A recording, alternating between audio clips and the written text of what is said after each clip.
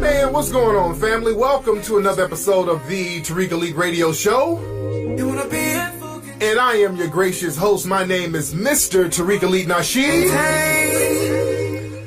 And I'm glad everybody is tuning in. We're going to spit some of that hot fire on today's show. Today's show is brought to you by a brand new TV series that's in development called Outbreak Zero. And it stars rising actor Kenny Rock, that's the brother of legendary comedian Chris Rock. And this film or television show is set in a post-apocalyptic America where blacks become the new ruling majority in the wake of a viral epidemic. So you can check out the crowdfunding. It's on Indiegogo, and you can also go to OutbreakTV.com to contribute to this film. That's OutbreakTV.com.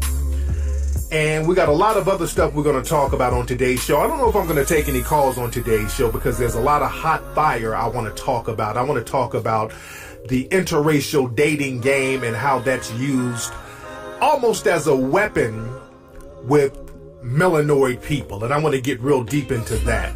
But before I do that, I'm going to take a real quick commercial break, ladies and gentlemen, and I will be right back after these messages. Marginalizing White Supremacy is available now. You know, it appears that since the first election of Barack Obama, the old days and the old ways of white supremacy has reemerged and is wreaking havoc to black lives every day and in every way. So it's very important that we understand the ins and outs of white supremacy. So pick up the brand new book, Marginalizing White Supremacy, a philosophical call to action post the Obama presidency. And you can get this book at Amazon.com, you can get it at Kindle, and you can get it at Lulu.com. You can also get it at BarnesandNoble.com. Again, that book is Marginalizing White Supremacy. Hey, this is Tariq Nasheed, New York Times bestselling author and producer of the critically acclaimed bestselling documentary series Hidden Colors 1, 2, and 3. I want you to join me in London on Sunday, March 15th for a live lecture at Friend's House in Houston. I'm going to be discussing the international rules of racism, so trust me, you don't want to miss it. Get tickets right now at back2blackempire.com. That's back2blackempire.com. If you want to get some real fly art, and I mean real fly art, you need to check out artbyrico.com. Now, artbyrico.com, they offer a variety of original or printed jazz art for any budget and for any occasion, and they ship nationwide. I have some of the art myself in my home, and it's fly. I can vouch for that. Go to artbyrico.com. That's ARTBYRICCO.com to get up on this fly art. You are now tuning in to the King of Game, Tariq Elite on Tariq Elite Radio. I am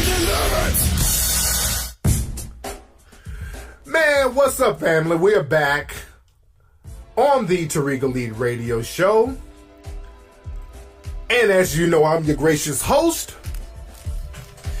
Now, for those who don't know, we have the Kickstarter going on right now for Hidden Colors 4. The Religion of White Supremacy. Hidden Colors 4. We're in pre-production for that right now, ladies and gentlemen. And I need you guys to go to Kickstarter.com, type in Hidden Colors 4. You might see it on the front page of Kickstarter because it's one of the most popular films on there now, one of the most popular projects. Let me say this, how proud I am of my listeners and my supporters. We launched the Kickstarter for Hidden Colors 4 this Sunday. Today is Wednesday.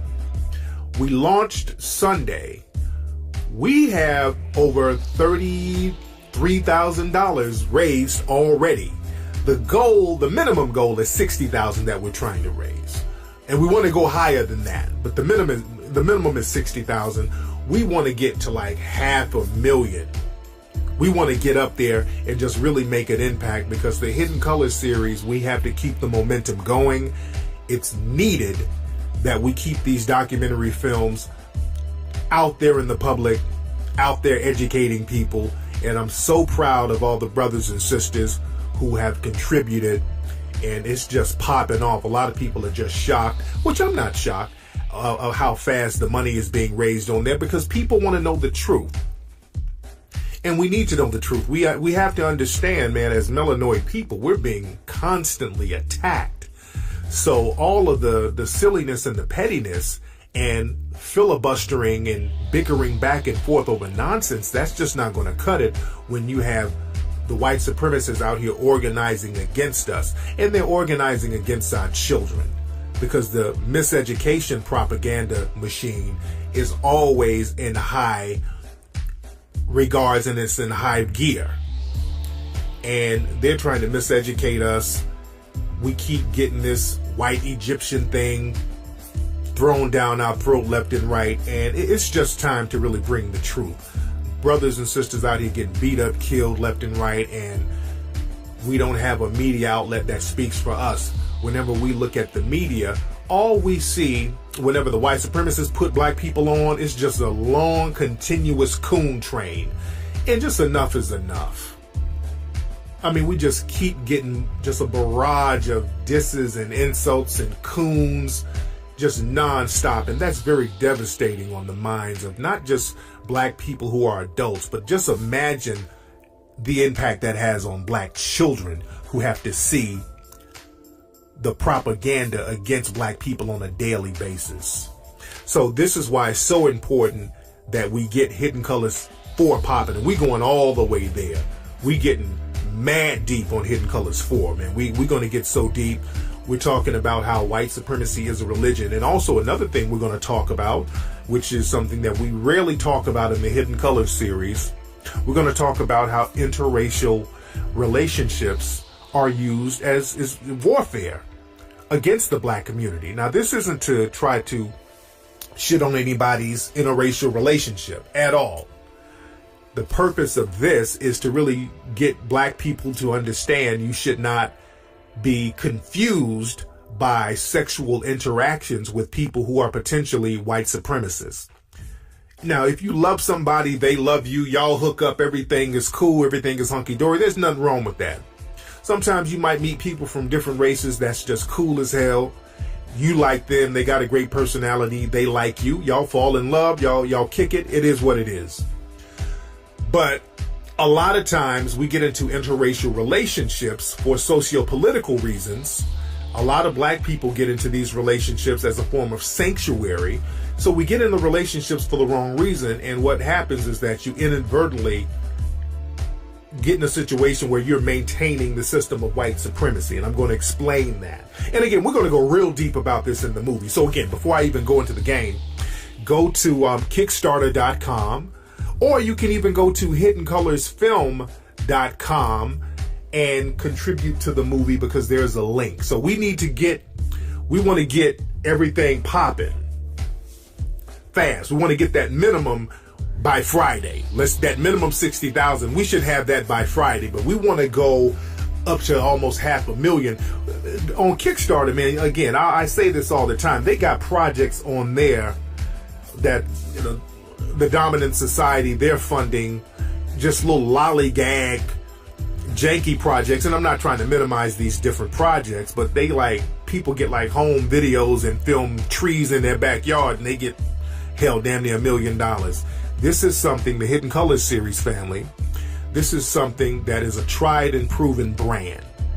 This series has educated more people as far as the documentary than any other documentary in history. No other African history documentary has educated more people around the world about black people, black history, and what we need to do, which is most important about these documentaries. Nothing has done it more than Hidden Colors.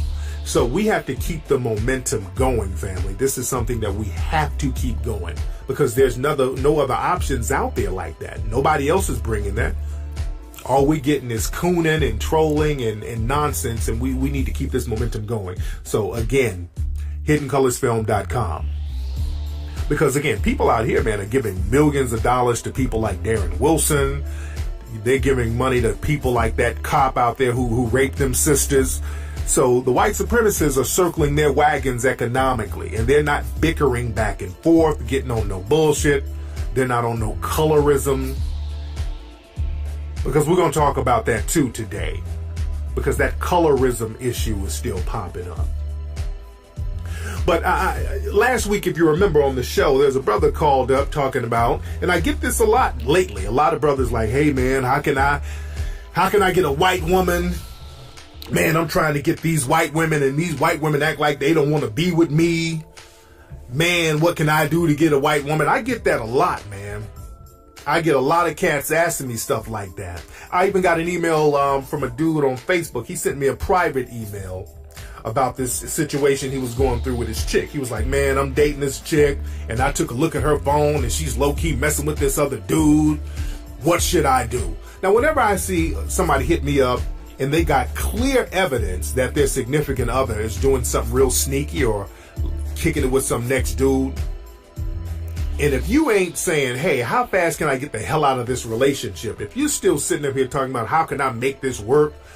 What should I do? At that point, you're playing dumb. And I want to know why you're playing dumb. And when the dude told me the situation, I said, let me know something about your chick, man. Show me a picture of this chick. The chick that was text messaging some other dude, trying to hook up with him. So he sent me the picture of the young lady, and it was a chubby white girl. And she was like 37 years old with a couple of kids already who weren't the guy. And I said, dude, you brothers out here, man, y'all will take some of the most janky ass behavior from the most average white female simply because she's white. And this is why I get on a lot of brothers' cases, man. A lot of cats sit up here talk about how sisters ain't doing this and you know, the YouTube coons, these powerless YouTube coons who like to get on YouTube and try to shame sisters. You know who you coons are. They try to brag about dating a couple of white women and this little antagonistic thing that they try to do to sisters, trying to shame them and display their powerlessness as brothers. That little corny bullshit. A lot of these dudes make these crazy complaints about sisters, but they will take the same type of behavior from white women. They say, well, sisters ain't loyal. Some of these white women ain't really that loyal. They be fucking around with a whole bunch of dudes behind your back and you'll still stick with them. And then you have a lot of dudes talking shit like, well, man, I date white women because when I was growing up, man, black women didn't want to get with me.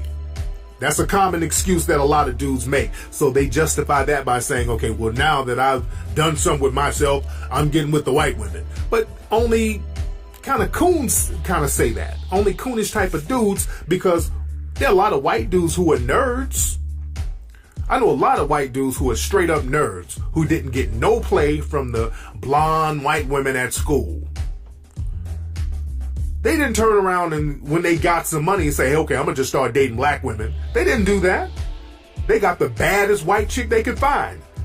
They're like, look, I'm going to use my paper and my success and my power to get the best, and I'm going to start styling on her ass. Even Asian cats, when Asian cats get dissed, they didn't get no play in college or high school or whatever. When they get their paper up, they don't say, okay, well, because I didn't get no play when I was in high school, I'm just going to date Mexican chicks. No, they go get the baddest Asian chick they can find. They ball out with it. But only brothers say that. I noticed that. Brothers got to get off that shit, because now that's soft shoe cooning. You say, I got dissed by sisters, now when I got me a little something, I'm only dating white chicks. Because you wanted to date white chicks all along. All along you wanted to date white chicks, and probably you had little coon vibes in high school and in college, and that's probably why you weren't getting no play from the sisters. There was probably a little coon aura about yourself. You dig? So we got to get off that bullshit. And a topic that keeps coming up now, and somebody, a couple of people called into my live Ustream show this Sunday talking about this. People were talking about the whole biracial people black argument.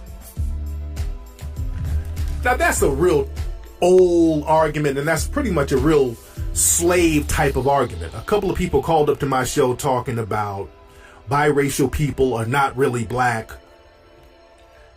And the conversation, and one of the guys who called my show, the conversation got so silly. This fool, and I hate to disparage anybody, but this fool had the nerve, because I brought up the fact that, well, you know, Frederick Douglass was biracial. All right, so he was black, and the guy told me, well, Frederick Douglass ain't really black. He wasn't really black. Now, Frederick Douglass was a damn slave.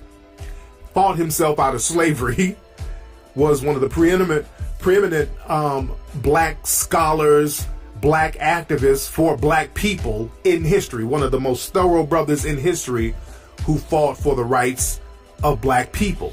And this dude called my show talking about Frederick Douglass wasn't really black. And this is the reason why we need Hidden Colors 4. Because we don't need that type of confusion with young folks out here. See, the thing is, man, with this whole biracial people or light-skinned people aren't really black, that's an argument to really stifle growth. That's just a way to get out of building something or doing something. That's the new, well, we're not really black, we Hebrew Israelites. That's more coon talk trying to disguise as genuine concern. See, a lot of us in the black community, man, we come up with a million excuses to not do something. When it's time to actually get up and do something, a lot of black folks get on some bullshit and they want to sit around and debate petty non sequiturs. Because when you debate petty non sequiturs, that gives you an excuse to sit on your ass and not do a damn thing. Like a lot of people will say, well, we ain't really black, we Hebrew Israelites. We ain't really black, we should call ourselves Moors. That's not going to stop systematic white supremacy. Sitting up here trying to debate on what you should call yourself and if a light-skinned black person is really black, we're all under the system of white supremacy. It's like we're in a prison, and the planet is a prison. And let's look at it like a literal prison. If two people are in a prison, you're on one side of the cell in a blue outfit, and there's another person on the other side of the cell in an orange outfit.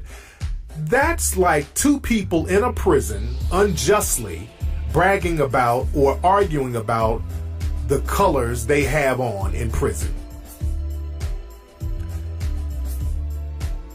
That's exactly what it is. You're both in prison, you're both subjugated. Don't matter what color you have on in the system that subjugates both of you. Because when you're bickering back and forth, the white supremacists understand you're not looking at him. So that whole light, and it goes both ways, because you got a lot of light-skinned people who try to be on that, well, I'm not really black. And then when they get shitted on by the dominant society and treated like a nigga, not like a black person, but when they get treated like a nigga, because the white supremacists will let you know you ain't one of them. When that happens, then the biracial people, or the people who want to identify with whiteness who happen to be black, they will try to run back to the black community like, hey, look at what they're doing to us. Look at what they're doing to us. Now you need a group behind you. Because the thing is, let's go back to the prison analogy. When you go to prison, unfortunately, you're in a system of subjugation. And unfortunately, you have to pick a side. Because the prison system designates that there's a side that has to be chosen. When you go to prison, or when you go to the county jail, LA County, for example, you got to go to the Mexican side. You got to go to the blood side. You got to go to the Crip side. You got to go to the Asian gang side. And even in the Mexican side, there's different factors. MS-13, 21 Street gangsters. You got to go to certain sides within that community. And if you're white, you got to go to the Aryan Nation side. You can be the most liberal person ever. You can be the most nice, kind-hearted person, the most universal person. It doesn't matter. But when you get into a system of oppression and a system that has a controlled environment that's controlled by somebody else with different factors within that society, you have to go into the group that you identify with the most. That's an unfortunate thing, but you got to do that for basic protection, because if you're out there in prison talking about I ain't down with nothing, you're going to be free lunch. You're going to be lunch for everybody. What's going to happen if you can try to go to solitary confinement, but you'll lose your mind. When you go to prison and you say, I'm solo, I ain't down with nobody, everybody's going to be tagging your ass. You're going to get your food taken. You're going to get raped. You're going to get beat up. You're going to get your shoes, clothes taken. You're going to have to suck dick for cigarettes. You're going to be a prison bitch. For the person who goes in prison and you don't click up, that makes you the prison bitch. And that's the mentality that a lot of black people have now. Black folks get on this shit where they don't want to click up as a group. You don't want to click up and get together as a group and build something under this system of oppression, because we're still under the system of oppression. We're in a global prison. When you have a whole environment that's controlled by the white supremacists, you're in a global prison. You can move around a little bit more, but your actions are still controlled, because you're controlled economically. And your actions are dictated directly and indirectly. So you're still in a prison, especially if you're in the hood. And the black community is a more consolidated prison. And if you go in here and you're not clicking up out here in this capitalistic society where Mexican and Latino people are clicking up, Jewish people are clicking up, people in the white dominant society are clicking up, Asian people are clicking up with each other, black people are the only ones who ain't clicking up. We're still bickering about what we are and what we're not. We become everybody else's bitch. That's why they take our food, our money. They come in and fuck us anytime they want to. They come down slumming with us anytime they want to. We're open and vulnerable. They come and pluck us up and throw us in prison camps anytime they want to. We're everybody's bitch. We got to stop being everybody's bitch and start getting some pimping in the game. That's where the Mac lessons come in. You got to start macking up and getting some wealth and some power and call some shots, and you got to click up with each other, and we got to get off that bullshit. Because we're still on the plantation. And instead of saying, hey man, let's all click up and get the fuck off this plantation, you got the field slaves and the house slaves arguing about who has it worse. The field slaves, hey man, I'm dark skinned, and those light skinned niggas in the house, man, they think they better than us. And that light skinned slave is still a slave. Both of y'all are stuck on the plantation and can't go nowhere. I'm the one who's looking at the white supremacists. I don't keep my eye off the white supremacists. I'm looking at him, watching his movements while niggas are sitting up here bickering back and forth on the color of somebody because they want to stay on that plantation anyway. They don't want to go nowhere. I'm looking at Massa, seeing what time he goes to sleep, and I'm looking at the woods and the North Star. And I'm sending some messages over to Harriet Tubman to meet me by the sycamore tree because I'm getting the fuck out of here. That's my mentality. But we got to get off that. A lot of young folks, man, we don't need that poison with a lot of young folks getting on that team light skin, team dark skin shit. You see a lot of that on Twitter and Instagram, that team light skin, team dark skin, and that ain't nothing but plantation coon talk. If you are a person who's categorized as black by the dominant society, you better get a mentality of melanoid empowerment. Because the thing is, man, people can sit up and call themselves, they can make up certain things to call themselves. Because a lot of people say, well, we shouldn't call ourselves, well, we're going to call ourselves what the white folks want us to call ourselves. Well, hell, that's what the first damn slave said. Some niggas will sit up and say, man, I ain't going to call myself what the white man called me. Well, you ain't got no power or no wealth to back up what you call yourself. You don't have no power or wealth to back up a new category for yourself and to have other people respect that category. You need power and wealth for that. So you can create a protection force. The first enslaved Africans who came over, if y'all saw the movie Roots. If you haven't seen the movie Roots, look at it on Netflix or get the DVD or whatever. But in the TV show Roots, Kunta Kinte, who's played by LeVar Burton. Kunta Kinte, I'm a warrior. I am a warrior, Mandingo warrior. I am no slave. They brought him over. Your name is Toby. No, it's not. My name is Kunta Kinte. And they start whooping his ass, and they kept beating him. Pow, what's your name? He fought it. He tried to be as strong as possible. I'm Kunta Kinte. Mandingo warrior. Pow! After the ass whoopings, he said, shit, I guess I'm Toby. And we got a lot of Tobys out here trying to act like Kunta Kinte. Nigga, you're still Toby. I do believe that we should rename ourselves and put power and wealth behind that. That's why I created the Melanoid Nation Foundation. Globally, we should be melanoid people, one name, so we can get rid of these boundaries and create melanoid empowerment, just like the white supremacists created white supremacy. But I don't want to create a system that subjugates anybody. I want to empower people of melanated skin tone and mentality so they can protect themselves and not suffer the subjugation of people who wish to harm them. But you need the power and the wealth to back up what you call yourself. Because when the white supremacists come around, and you can sit up and play this game with yourself and say, I'm going to call myself whatever I want to call myself. When the white supremacists come around, you are what they say you are, nigga. When they say, get your black ass in this jail, race black. All right, you come get your license, race. Well, I'm a Hebrew Israelite. Okay, black. Have a nice day, sir. You don't have the power and the resources to buck the system they've created.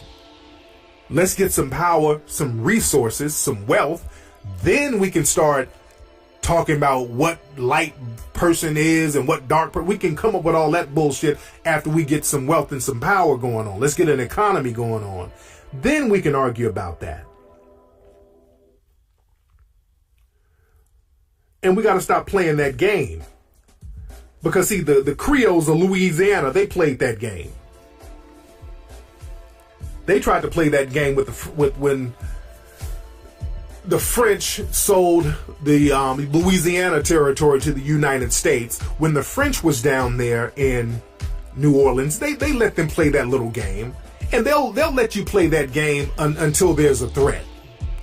Even the French come across liberal. They weren't that liberal, because when the French were going at it with Haiti, them French generals went into Haiti, and they had that whole Creole light-skinned shit going on in Haiti too, where I'm not really black, I'm the Creole. They had that stuff going on, where the light-skinned people wanted to distance themselves from the other black African people, and the French generals went over there and started slaughtering some of the mulatto and the Creole people too. And that woke them up, and they said, okay, let's go down here with Toussaint Louverture and click up with some of these other dark African brothers and sisters to get these French up off of us.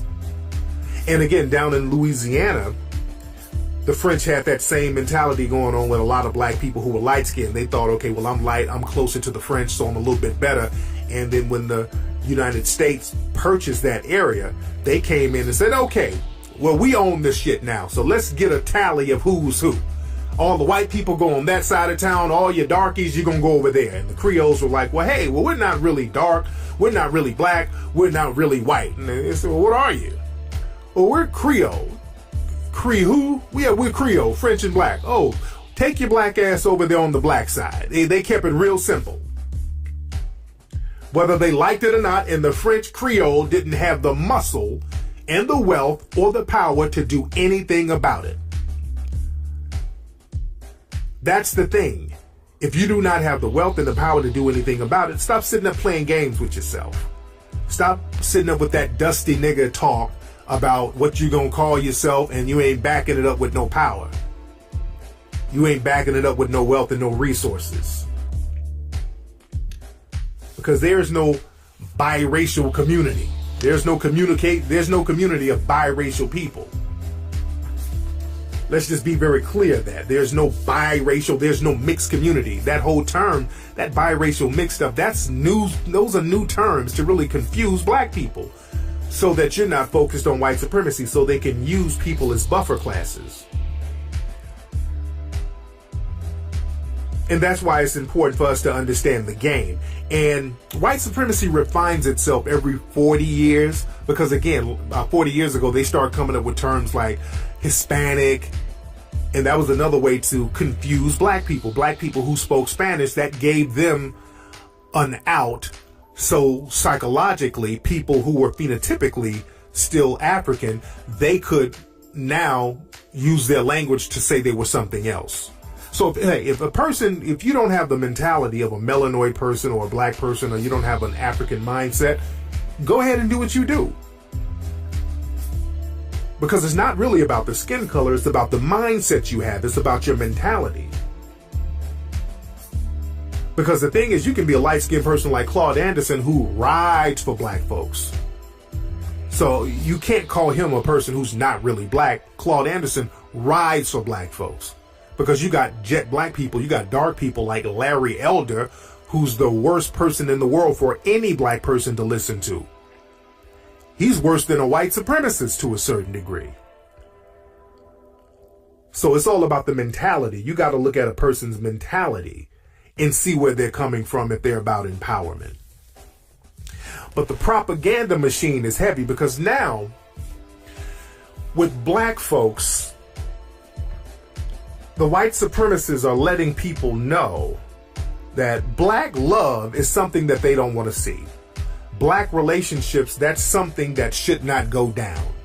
You see all these negative stories about black men and black women, black relationships, black women can't get a man, black men are too broke to raise families. We see all these negative stories tearing at black relationships, making it seem like black relationships are just hopeless. There was a story recently about a black woman who turned 40 and married herself because there was no good prospects. See, that's propaganda. When you see that propaganda being spewed out daily, what the white supremacists like to do, they like to present a problem and create a problem and then turn around and offer a solution. And their solution for us is that, well, biracial or mixed relationships, or not biracial or mixed, but interracial relationships, that might be a better option for you black folks. Interracial relationships might be a better option. Because you rarely see black relationships promoted. You rarely see black men and black women together in movies. That's very rare.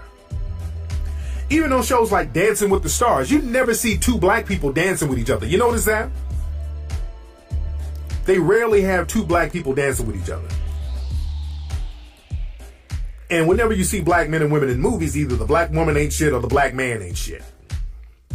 If the movies, like, what's that movie for colored girls? None of the black men was shit. And Waiting to Exhale, none of the black men was shit. Color Purple, none of the black men was shit. And then on the flip side, movies like The Blind Side, the black women ain't shit. Black women on crack.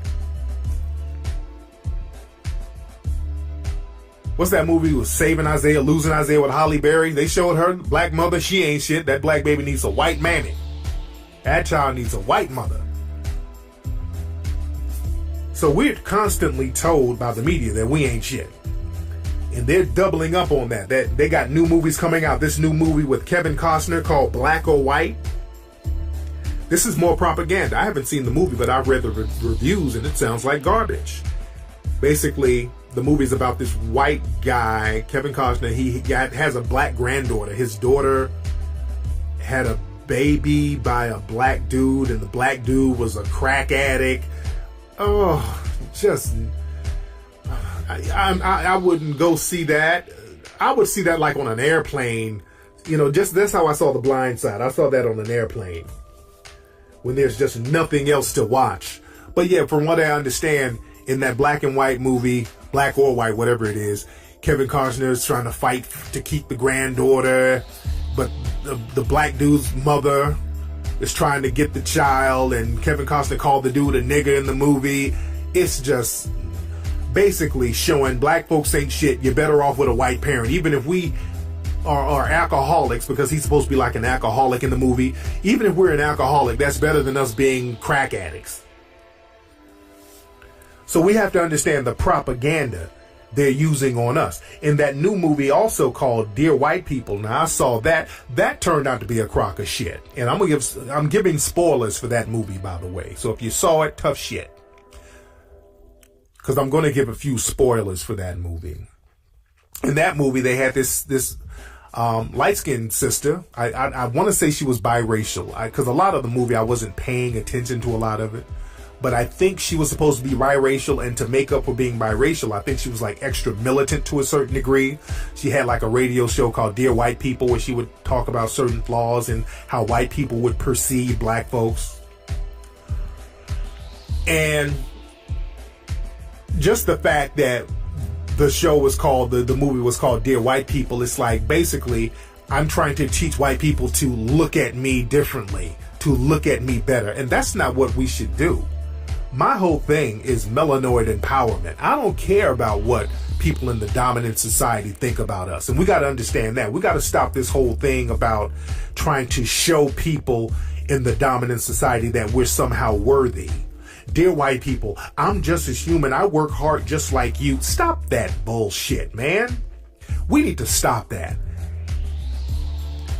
Because people have this whole thing that, well, racism is based on ignorance. They just don't know how great we are. No.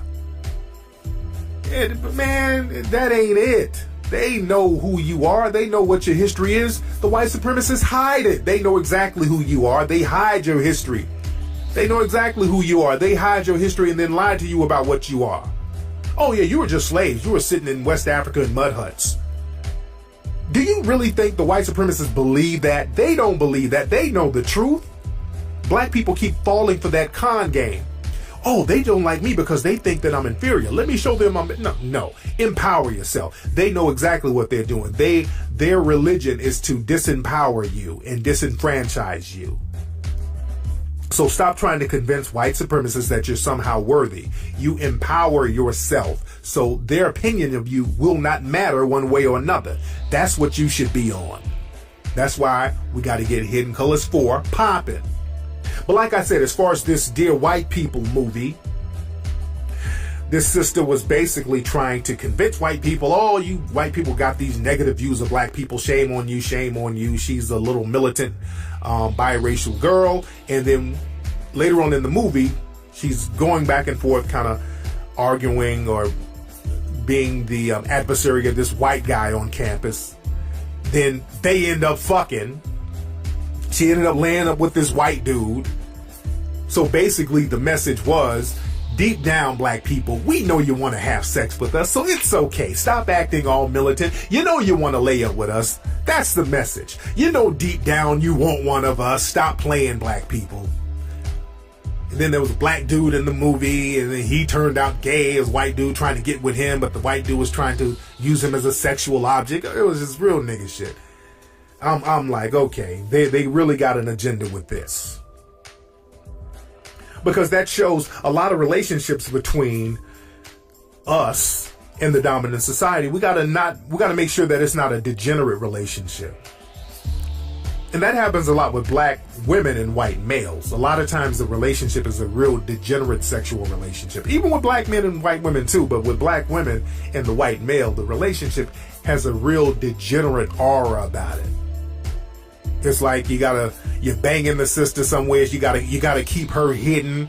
You gotta do it in the dark. You gotta keep it a secret. You gotta keep it on the low. What was that? It was a case where some politician, I want to say it was in New York. It was some politician recently. He had some black mistress, some rich dude, and it came out that he was drinking champagne out of her ass. It was just some real degenerate shit he was doing. And we got to be sure and be certain that we're not being put into degenerate relationships with those in the dominant society. Because the thing is, man, the white supremacists understand this. With rigid segregation, and again, the white supremacists, they're refining white supremacy. Because every 40 or so years, they redefine what a white person is. See, back in the 1800s, a white person was a so-called Anglo-Saxon. You had to be from a certain part of Europe, but even that didn't make sense because the Irish people were from that same part and they didn't consider them white. And then Italians, they weren't white and they allowed them to be white after like 1924. So it switches up. Then the Germans, they allowed them to be white. Then the Jewish people, they allowed them to be white. So every certain years, they allow certain groups to be classified as white. Like the so-called Hispanic people, they allowed them to be classified as white, which they were not white at first. So now what they're trying to do, they're trying to create buffer classes within black society and breed in a new class of people that they can now classify as white. See, the white supremacists understood that. They realized rigid segregation that backfired. Saying that, okay, all the whites are just going to be here and all the blacks are going to be over there and we're not going to have any interaction at all. See, that backfired because what happens is you get a whole bunch of new black people breeding.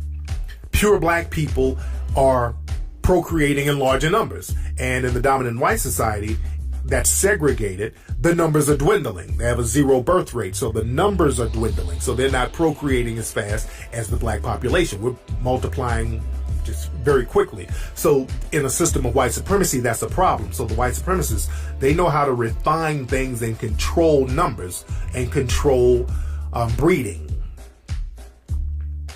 They know how to control those things. So they come up with ways to dilute the black population while strengthening theirs. So they decided to allow interracial relationships in certain numbers that are controlled. That's the key word, control. The numbers they have to be controlled. Because see, the white supremacists also understand that people who are so-called biracial or mixed, the white supremacists can now create split allegiances with these people. See, back in the day, a biracial person, quote unquote, you knew you were black. It was no mistake about it. And the white supremacists, they didn't play no games with you. All that biracial, no. As a matter of fact, then, and even now to a certain degree, biracial, so-called biracial black people, the white supremacists keep close eyes on them. The segregation and the discrimination against them, it's still there. They're not getting any kind of pass because the white supremacists don't want them sneaking in those black genes that are not diluted enough into the black community. So the white supremacists, they really keep an eye on so-called mixed black folks. So I don't know, a lot of unmixed or whatever that is. Black people think that these mulatto black people or octoroons or whatever are getting some kind of pass, and they're not. They get treated just as harshly, but just in different environments. But the white supremacists understand that mixed black people, they can create split allegiances with these people. Because the white supremacists, they like to promote racial division, and that will further alienate black people. And that will let black people think that they're not both being oppressed by the white supremacists.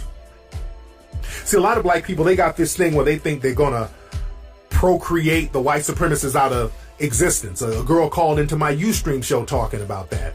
How what we should do to get rid of white supremacy is just have all the black people have sex with white people and black women get with white dudes, and that's going to create black babies and that's going to stop white supremacy. And a girl called into my Ustream show, and we got that on YouTube. You guys can check that out when she said that. And the white supremacists, they got all that planned out. That's not going to work. They got all that planned out. See, the white supremacists, they play chess. We out here playing checkers. We out here got our dicks and the pussies out, and they're thinking 20 years down the line. Because the thing is, when you have controlled interracial relationships, the white supremacists figured out how to make that work for them. Because see, the thing is, they tell us, again, in the black community, your best option is to get in a biracial relationship or mixed interracial relationship. See, they don't promote that within white society.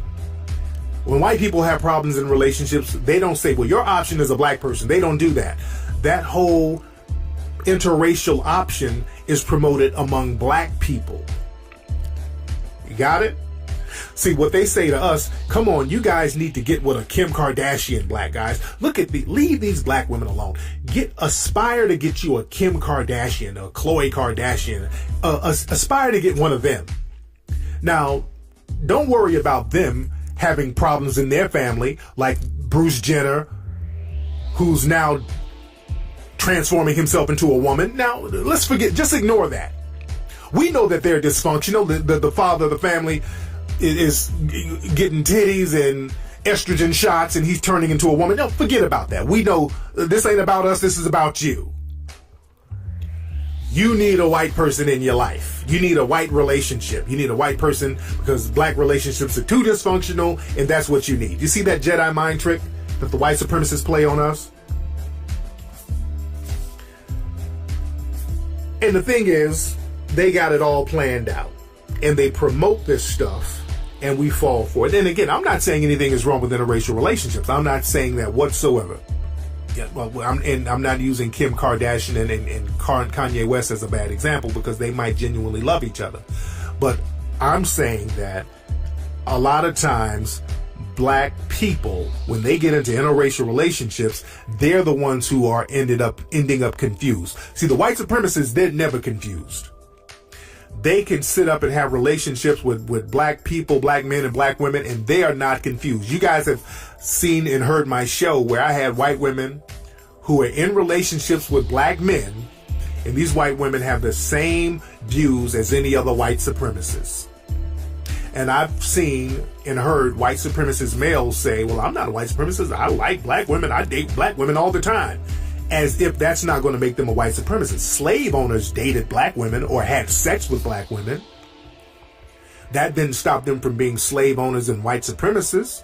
See, black people think just because somebody's having sex with you, they couldn't possibly be racist. And nothing can be further from the truth.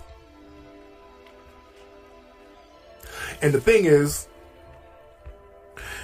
they got the game covered. The white supremacists figured it out from every socioeconomic scale. For example, let's take white women and black men from each economic scale. So you get a black man who's well-to-do or wealthy and a white female. Now, usually the black man, if he's wealthy, or I won't even say wealthy, but rich, usually it's new money. It's like sports, entertainment. That's new money. It's not old money that was passed down. It's new money. So a lot of times, if it's a black dude who's well-to-do, he's not going to get with a well-to-do white woman because generally, rich white women do not marry or get with black men. It might be a fling or something like that, but I'm talking about real relationships here. Rich white women, and I would be glad if somebody could point one out. I have yet to see really a rich white woman who married a black male. It's very rare. It's very, very rare. Rich white women generally who come from wealthy families or who has generational wealth that was passed down, they usually don't marry black men. That's like a rule within the family. Because you don't pass wealth down to black folks. That's one of the rules of white supremacy. Heavy. You don't pass no wealth down to them. Now you take wealth from them. You found a wealthy black person or a rich black person and you get in good so you can get your hands on that wealth and those resources and pass them back down to the white community. That's why most rich black men, if they do get a white woman, it's like a moderate, not even well-to-do white woman, but just a white woman who's like a nanny or a babysitter or a waitress like Tiger Woods or somebody like that. And the thing is, when you look at those relationships, the white women are usually on the come up. And since they're on the come up, they're trying to identify themselves with some upper echelon mentality or some type of upper echelon society. So their children they have from that situation, they're going to try to keep their children in upper class circles. The white women who have children with black men, they're going to keep their children in upper class circles as much as they can because they are coming up. The white women are coming up. They're not fucking with this balling nigga to go back down to some hood shit. No. That's their come up. And they're going to work that for everything they can. So they ain't gonna have anything to do with anything black culturally. The white women will put a stop to all that. Who's dealing with a balling brother? They're gonna stop all that. They're gonna stop him from being on that anything culturally black. If they can, for the most part. So the children from that union, they're gonna identify with whiteness and white society for the most part. And when those children go out there to date and procreate, they're going to look for white people to date for the most part. And then when they have children, the children whiten up a little bit more. Just like with Paula Patton and what's his name? Robin Thicke. Hey, Paula Patton, I think she's biracial. She's real light skinned. Beautiful black woman, but she, biracial woman, got with a white man, and the kid looks lily white. And that kid can go into white society undetected. And that's the name of the game. That's exactly what they want. That's exactly what they want. And even in a situation where it's a white woman and a black man, in a lower income situation, it's the same thing pretty much. See, a lower income white woman and a lower income black man, if they were to procreate and have a kid, the white woman ain't gonna really chill too hard with no low income dude. Not on no long term. A dude who's just kind of scratching and scraping to survive.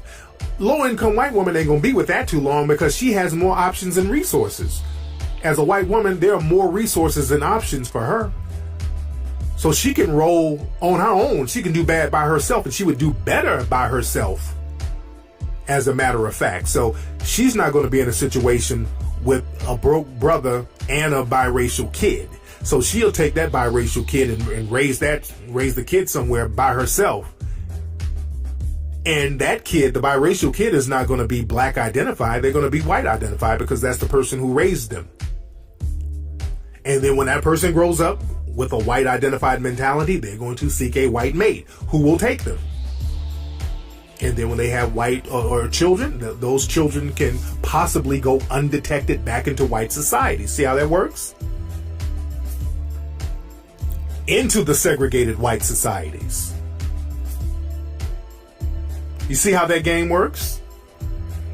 So you're not really stopping white supremacy. You're kind of building up the white population again. And now, not only are you building up the white population again, now there's an infusion of melanin and fertility in there that's a little bit stronger. See, they know what they're doing. The white supremacists know exactly what they're doing. Now let's look at it on another side, because the thing is, when you see every blue moon you might see a broke white woman in the hood. Every blue moon, you might see a broke white woman with biracial kids living in the hood. But in cases like that, the white woman is a drug addict. For the most part, she's a drug addict. So you might have a couple of biracial people running around in the hood, and they're more gangster than anybody. They're the most gangster people in that neighborhood. And again, if it's a biracial dude, usually all the hood rats are trying to have sex with him. So he got about 20 hood rats he done knocked up, because all the hood rats are trying to have sex with that biracial dude running around the hood, and all the dudes are trying to have sex with the biracial girl. So that will lighten up the population in the hood to a certain degree.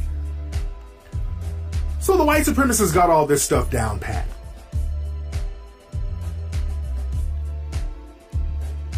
Now let's look at it on this side. If you have a white man and a black woman.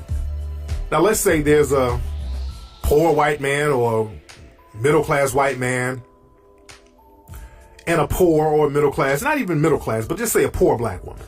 Low income. Low-income black woman, low-income white man.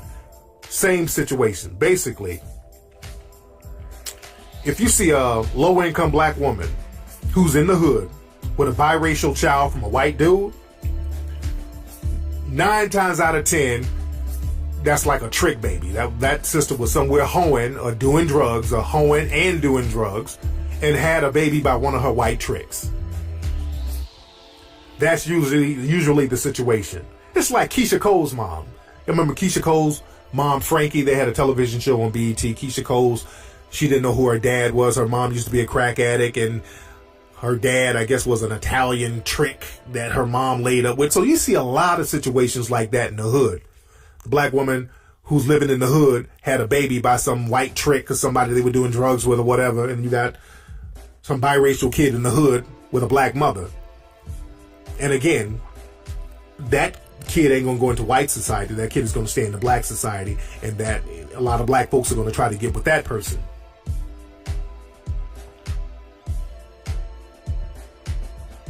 And then what you have situations where that happens and the mother goes to jail or something like that, and a lot of times the black or biracial child, they learn to despise black society altogether. So that can go another way. They can despise black society and do whatever they can to get out of that. So that will make them want to aspire to be white identified. You know, I was looking at Love and Hip Hop the other night, and they had a situation where this cat named Mendices, he's the boyfriend of one of the women on the show, and he has a baby mother. And the chick is a very nice looking sister, his baby's mother, and they're having this little custody thing with his baby's mother. So his baby's mother, I think her name was Samantha. And Samantha, real nice looking sister. Now, I didn't know she was a biracial young lady. She just looks kind of like a light-skinned black girl. But they had Mendices' mom, and then they had this chick who's biracial, Samantha, her mom, all meet together to talk about custody of the kid. So the chick Samantha, her mom showed up, and her mom was this real studdish lesbian black lady who looked nothing like her. And it even started trending on Twitter the other day. People were kind of low-key clowning the mom because she was like real studdish and dudish, had like braids. She looked like Beanie Siegel or something. And people were kind of clowning, and you could see what that situation was. Basically, the situation looked like this woman was out there on the streets, probably tricking, got her trick, had a baby with one of her tricks, and went to prison and became a stud. And now she's a full-fledged stud. But she has a daughter who's grown. So you see a lot of that stuff. And that's what happens a lot of times when you have low-income black females who have sexual relations with white males. It's a degenerate type of relationship. It's always some type of degenerate, slumming relationship, which is nothing to aspire to. That further puts in your mind the plantation mentality. You're still on a plantation because you're having plantation sex. So we just have to be cognizant of that. And again, there's nothing wrong with dating anybody, but when you're having plantation type of relationships with the dominant society, you're having degenerate plantation sexual relationships, that's tacky. And we got to stop being the people who accept tackiness. And last but not least, when you get into situations where you have a well-to-do black woman and a well-to-do black man or white man, when you have a wealthy white man and a well-to-do black woman, and they get together, or even a middle-class black woman, I won't even say well-to-do, let's just say a non-impoverished black woman. That situation calls for the black female to be immediately white identified. Immediately. She has to identify with whiteness, the black female, off the gate. For her to even get in a relationship, all that black shit has to get checked at the door. She can't have nothing culturally black about her.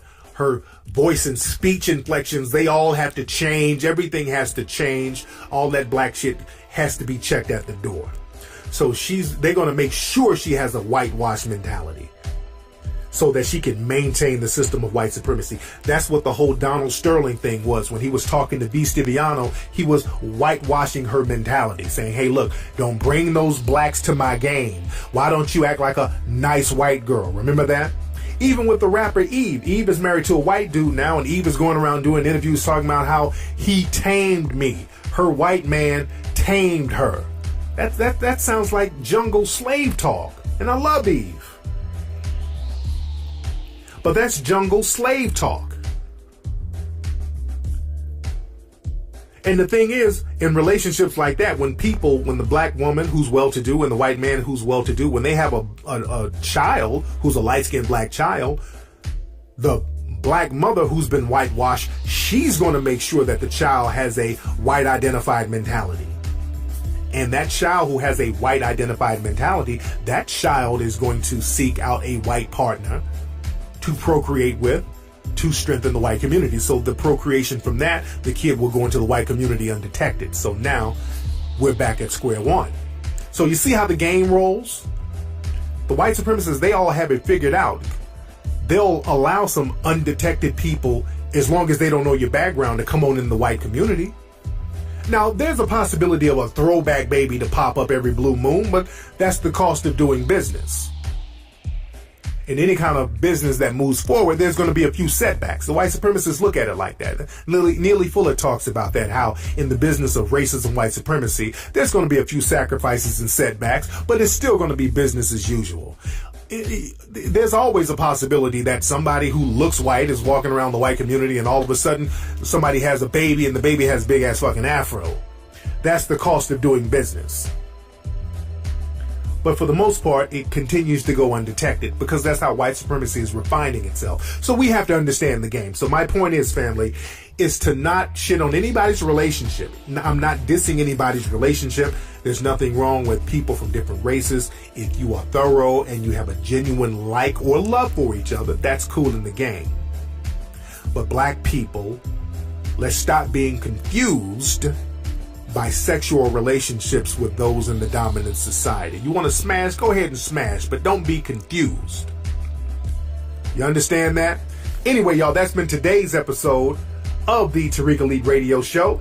Don't forget, family, right now, since you're done listening to the show, go to Kickstarter, contribute to Hidden Colors 4. If you contributed already, let's contribute again. Let's get those numbers up so we can get this thing up in the hundreds of thousands of dollars raised so we can do Hidden Colors 4 really, really spectacular.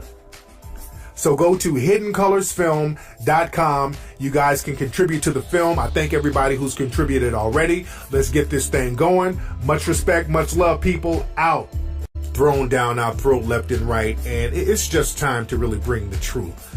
Brothers and sisters out here getting beat up, killed left and right. And we don't have a media outlet that speaks for us.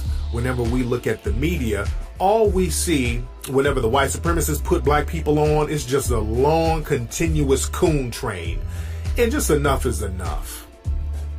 I mean, we just keep getting just a barrage of disses and insults and coons just nonstop. And that's very devastating on the minds of not just black people who are adults, but just imagine the impact that has on black children who have to see the propaganda against black people on a daily basis. So this is why it's so important that we get Hidden Colors 4 popping, and we going all the way there. We getting mad deep on Hidden Colors 4, man. We're going to get so deep. We're talking about how white supremacy is a religion. And also another thing we're going to talk about, which is something that we rarely talk about in the Hidden Colors series. We're going to talk about how interracial relationships are used as warfare against the black community. Now, this isn't to try to shit on anybody's interracial relationship at all. The purpose of this is to really get black people to understand you should not be confused by sexual interactions with people who are potentially white supremacists. Now, if you love somebody, they love you, y'all hook up, everything is cool, everything is hunky-dory, there's nothing wrong with that. Sometimes you might meet people from different races that's just cool as hell. You like them, they got a great personality, they like you, y'all fall in love, y'all kick it, it is what it is. But a lot of times you can get it at Kindle and you can get it at Lulu.com. You can also get it at BarnesandNoble.com. Again, that book is Marginalizing White Supremacy. Hey, this is Tariq Nasheed, New York Times bestselling author and producer of the critically acclaimed bestselling documentary series Hidden Colors 1, 2, and 3. I want you to join me in London on Sunday, March 15th for a live lecture at Friend's House in Houston. I'm going to be discussing the international rules of racism, so trust me, you don't want to miss it. Get tickets right now at back2blackempire.com. That's back2blackempire.com. If you want to get some real fly art, and I mean real fly art, you need to check out artbyrico.com. Now, artbyrico.com, they offer a variety of original or printed jazz art for any budget and for any occasion, and they ship nationwide. I have some of the art myself in my home, and it's fly. I can vouch for that. Go to artbyrico.com. That's artbyrico.com to get up on this fly art. You are now tuned in to the King of Game, Tariq Elite on Tariq Elite Radio. I am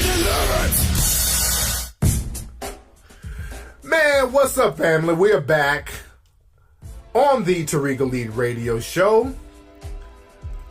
And as you know, I'm your gracious host.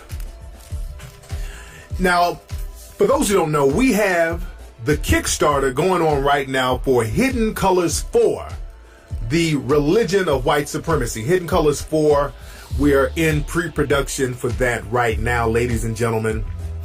And I need you guys to go to Kickstarter.com. Type in Hidden Colors 4. You might see it on the front page of Kickstarter because it's one of the most popular films on there now. One of the most popular projects.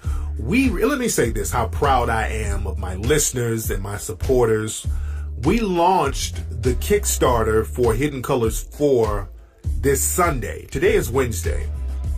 We launched Sunday. We have over $33,000 raised already.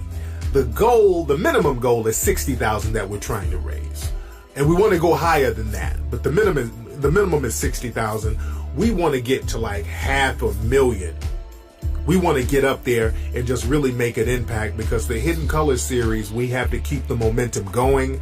It's needed that we keep these documentary films out there in the public, out there educating people. And I'm so proud of all the brothers and sisters who have contributed. And it's just popping off. A lot of people are just shocked, which I'm not shocked. Of how fast the money is being raised on there because people want to know the truth. And we need to know the truth. We have to understand, man, as melanoid people, we're being constantly attacked.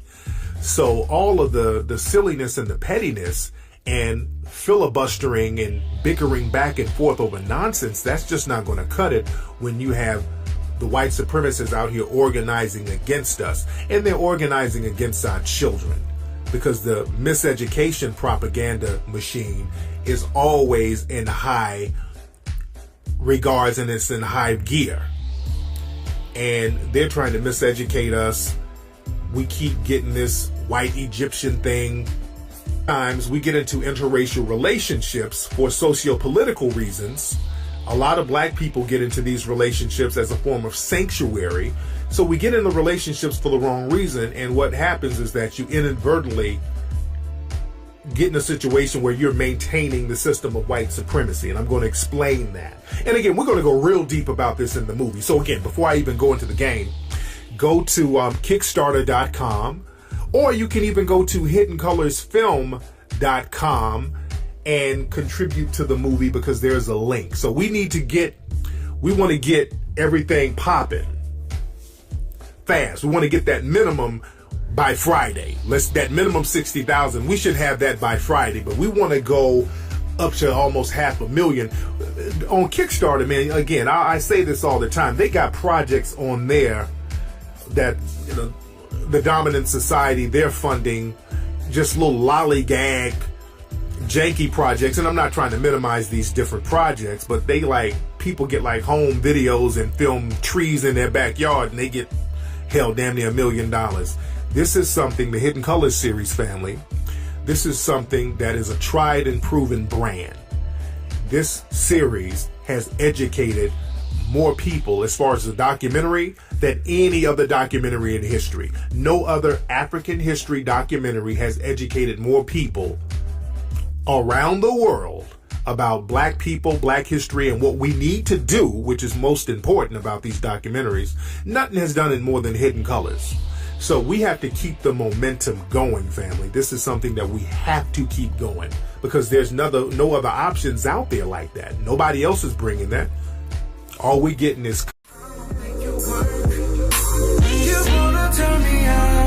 Man, what's going on, family? Welcome to another episode of the Tariq Elite Radio Show. And I am your gracious host. My name is Mr. Tariq Elite Nasheed. And I'm glad everybody is tuning in. We're going to spit some of that hot fire on today's show. Today's show is brought to you by a brand new TV series that's in development called Outbreak Zero. And it stars rising actor Kenny Rock, that's the brother of legendary comedian Chris Rock. And this film or television show is set in a post-apocalyptic America where blacks become the new ruling majority in the wake of a viral epidemic. So you can check out the crowdfunding. It's on Indiegogo, and you can also go to OutbreakTV.com to contribute to this film. That's OutbreakTV.com. And we got a lot of other stuff we're going to talk about on today's show. I don't know if I'm going to take any calls on today's show because there's a lot of hot fire I want to talk about. I want to talk about the interracial dating game and how that's used almost as a weapon with melanoid people. And I want to get real deep into that. But before I do that, I'm going to take a real quick commercial break, ladies and gentlemen, and I will be right back after these messages. Marginalizing White Supremacy is available now. You know, it appears that since the first election of Barack Obama, the old days and the old ways of white supremacy has reemerged and is wreaking havoc to black lives every day and in every way. So it's very important that we understand the ins and outs of white supremacy. So pick up the brand new book, Marginalizing White Supremacy, a philosophical call to action post the Obama presidency. And you can get this book at Amazon.com.